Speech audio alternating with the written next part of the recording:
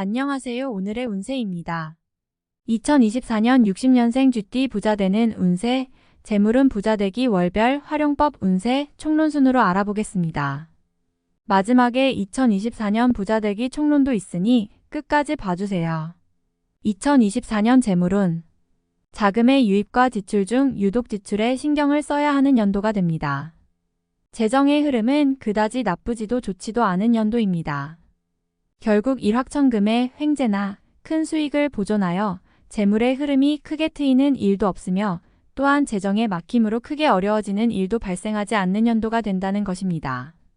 운세의 흐름만 보면 별다른 소득이 없으리라 생각할 수도 있겠지만 반드시 결과가 그렇지는 않을 것입니다. 올 한 해는 자신의 의지가 무엇보다 중요한 해입니다. 가령 분야와 관계없이 신규 투자나 운용 규모의 확대는 돌아오는 것보다는 나가는 재물이 더 많을 것입니다. 그러나 시기를 활용하여 좋은 운만을 활용하는 지혜를 발휘하신다면 작은 재물을 꾸준히 모을 수 있는 연도입니다. 연운 전체의 향방보다는 월별로 제시된 세부 운세와 일자별 운세 등을 많이 참고하시기 바랍니다. 지출에 대한 관리는 1년 전체를 살피는 게 좋습니다. 뜻하지 않는 소모적인 지출에 반드시 대비하여야 하는 시기입니다.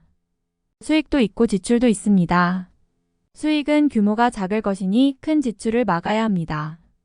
큰 규모의 수익을 도모하는 제안이 온다면 거절해야 합니다. 올해는 실현되기 어렵습니다. 또한 장기적으로 자금이 묶이는 일은 하지 말아야 합니다. 돈을 빌리는 것도 빌려주는 것도 모두 좋지 않습니다.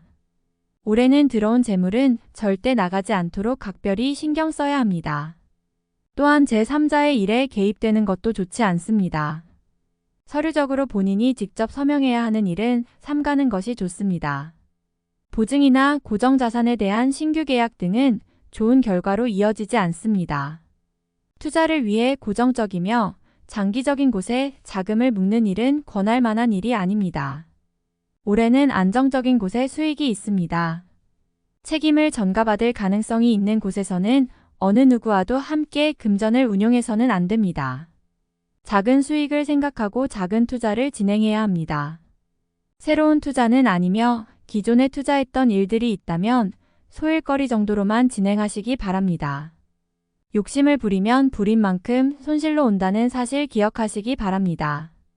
2024년 부자되기 월별 활용법. 년 전체의 흐름은 비교적 좋은 시기에 해당합니다. 하지만 재물의 흐름이 이에 미치지 못하는군요. 나쁜 흐름은 아니지만 소득을 위한 활동은 충분히 심사숙고하신 후에 결정하셔야 합니다. 이런 때일수록 시기에 대한 활용이 더욱 중요합니다. 좋은 달을 활용하여 재정적인 수익을 도모하는 것도 매우 중요합니다. 다만 활용보다는 관리에 중점을 둬야 할 시기는 보수적인 운용을 통해서 자신의 것을 챙기려는 노력을 해야 한다는 사실을 잊어서는 안 됩니다.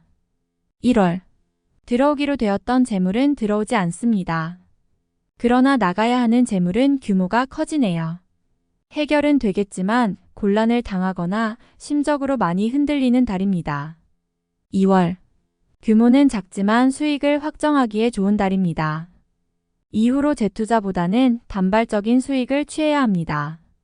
전체적인 기운은 나쁘지 않습니다. 3월.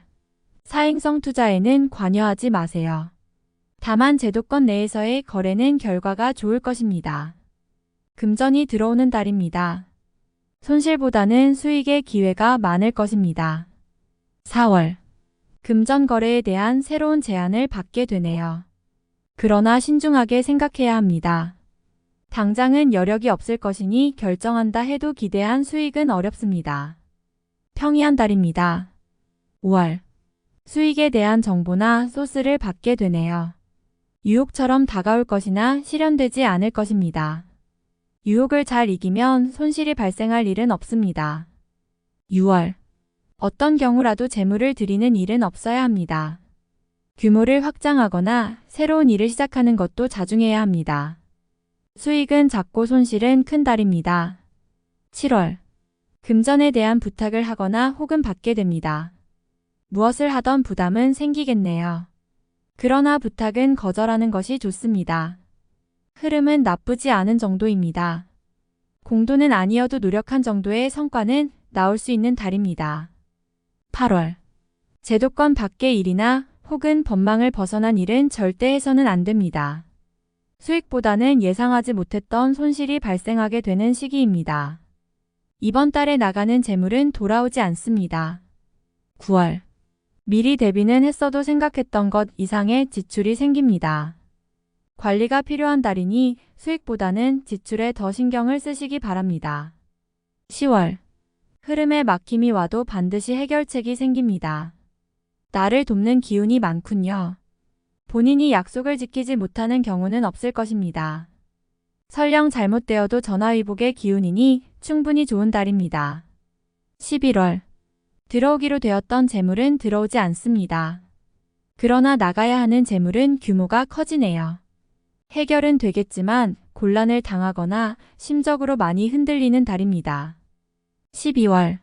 지출에 민감한 달입니다. 지출은 늘어나지만 수익은 전만 못합니다. 지출 관리를 특히 잘해야 하는 시기이니 어떤 경우가 되었던 투자는 금물입니다.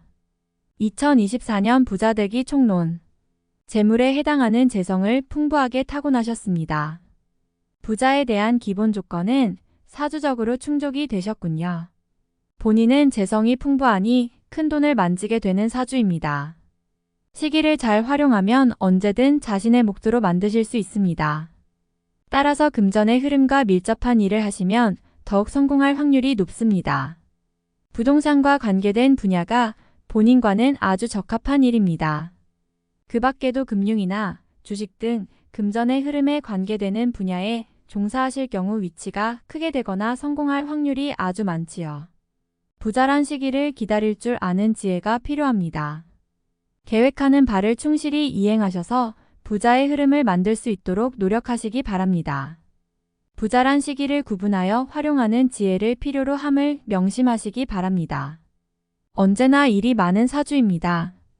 가만히 있지를 못하는 사주이지요. 능력이 다양하고 많은 사주입니다. 이런 경우는 간혹 자신만의 한 가지 일을 찾지 못하여 오히려 고민을 하는 경우도 많이 있습니다. 본인은 이를 통해서 부자의 기반을 이루어야 하는 사주입니다. 특별히 자신의 적성에 맞는 일을 찾기 위해 고민하실 필요가 없습니다. 어디에 가서 어떤 분야라도 쉽게 적응하고 능력을 발휘하기 때문입니다. 일과 재테크를 굳이 분리할 이유가 없습니다. 재테크가 곧 일이 되는 경우 부자가 될 확률이 아주 높습니다.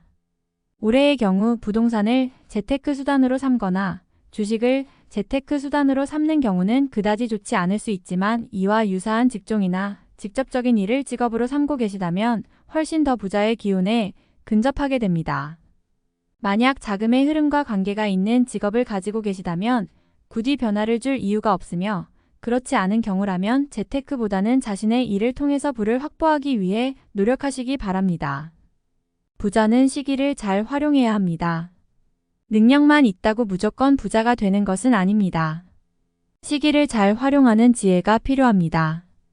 올해는 수익이 단발적이어서 큰 수익을 도모하기에는 다소 어려움이 있습니다. 짧은 수익의 기회가 몇 차례 있을 것으로 보입니다. 올해는 전체적으로 운용을 자제하는 것이 좋습니다. 오히려 손실에 더 노출이 많이 되어 있습니다.